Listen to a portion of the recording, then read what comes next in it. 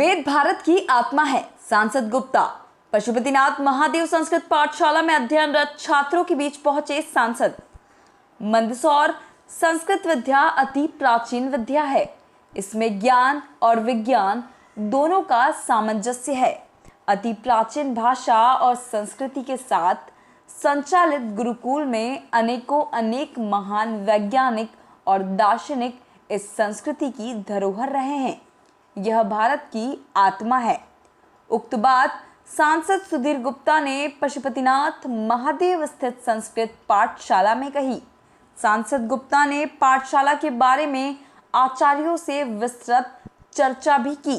सांसद गुप्ता ने कहा कि इतिहास साक्षी है।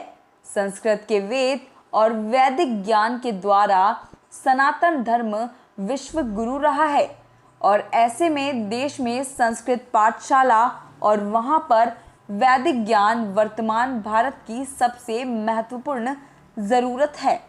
उन्होंने कहा कि मैं अभिभूत हूँ इन छोटे छोटे संस्कृत के विद्यार्थियों के बीच अपने आप को पाकर। मेरा शुरू से ही संस्कृत वैदिक पाठशाला पर काफ़ी ध्यान केंद्रित रहा है।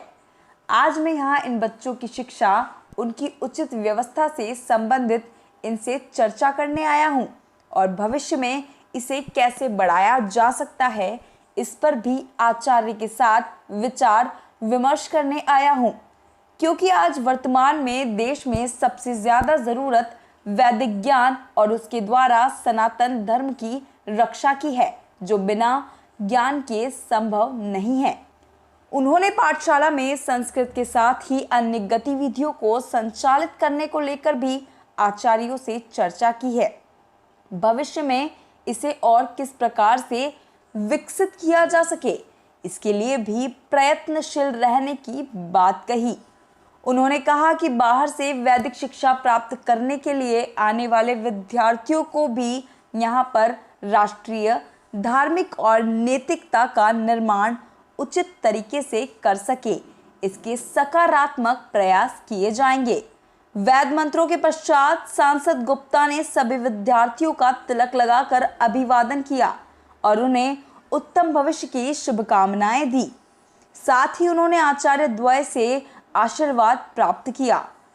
कार्यक्रम के दौरान भाजपा उत्तर मंडल अध्यक्ष अरविंद सारस्वत, वैदिक संस्कृत पाठशाला के आचार्य विष्णु प्रसाद ज्ञानी, दुर्गा शंकर ज्ञानी, पंडित राकेश भट्ट, पंडित किशोर शास्त्री आदि उपस्थित थे।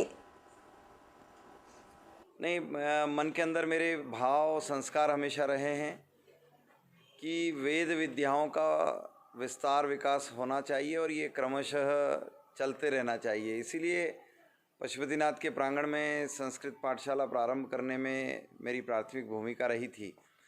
और आज ये कोरोना काल बीत रहा है ऐसा मानते हुए जब शिक्षाओं के क्रम प्रारंभ हुए तो संस्कृत पाठशाला में भी बटुकों के आने का क्रम है और इसे विस्तार भी देना है। तो मैं सारे हमारे बटुक भाइयों से, ब्रह्मचारियों से आशीर्वाद लेने के लिए यहाँ आया हूँ और इनकी कोई कठिनाई कष्ट है तो उसे जानने के लिए भी मैं यहाँ आया हूँ।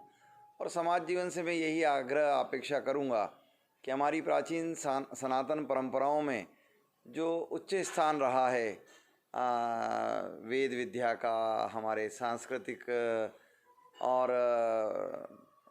क्रम को विस्तार करने का, उसमें पूरे समाज एक सहयोगी भाव से संस्कृत पाठशालाओं के विकास विस्तार में अपना भी योगदान देते रहें। कुछ दिनों से पाठशाला सुर्खियों में है, मीडिया के एक तोता आता है यहाँ पर पाठशाला में। नहीं, देखिए, हम एक बात जानते हैं कि भारतीय संस्कृति में और सनातन व्यवस्था में प्रकृति से हमेशा निकटता रही है। वो नदियाँ हैं, वो वृक्ष हैं, वो पशु पक्षी हैं और इसीलिए समाज जीवन में जहाँ संस्कार होता है वहाँ हर कोई आना चाहता है। और इसीलिए जब हमारी इन विधाओं का विस्तार होता है तो प्रकृति मात्र के हर एक कण को जिसमें उन सबको ये लगता है कि हमारा संरक्षण है, हमारी जीवन पद्धति को स्वीकारा जा रहा है। और इसीलिए मानव मात्र ही नहीं, पशु पक्षी भी हमारी इन विधाओं के प्रशंसक रहें, स्नेही रहें, निकट रहें। चाहे गाय का विषय हम लें, चाहे मयूर का विषय लें। और आज इस पाठशाला में मैं तो देवरूप ही मानता हूँ कि इस विद्या को आशीर्वाद देने के लिए देव रूप में ही और यहाँ पधारते हैं और सबको अच्छा भी लगता है। आपको लेकर भी एक विशेष यहाँ पर पाठ किया जाता है।